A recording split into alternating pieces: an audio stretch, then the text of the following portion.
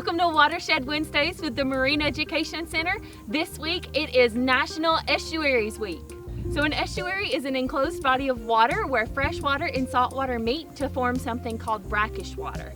Brackish water can host all sorts of organisms that will either eventually move off into salt water or stay in the brackish environment. Estuaries are among the most productive ecosystems on Earth, and that's why it's very important that we monitor water quality so we can protect this natural habitat.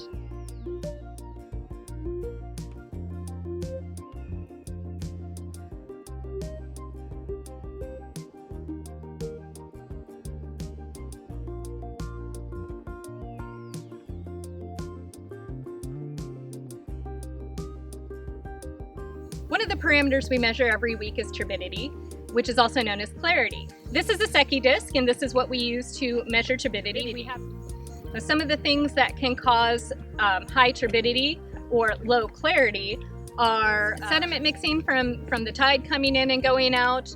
We've also had a lot of rain recently from Tropical Storm Nicholas, and so we've seen pretty high turbidity at all of our sites so far today.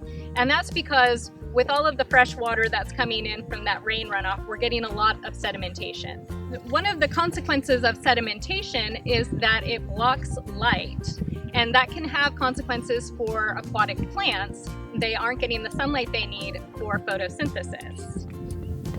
So we're going to demonstrate to you the process of how we implement the Secchi disc in studies. So we are going to drop the Secchi disc into the water until we can no longer see the checkered pattern.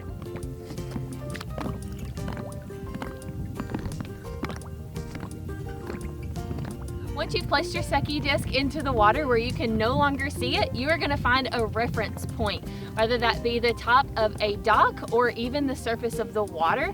That would be your first reference point. You're going to pull the Secchi disc up to the surface of the water, and that is your second reference point. You will measure this distance to figure out the turbidity or clarity of the water.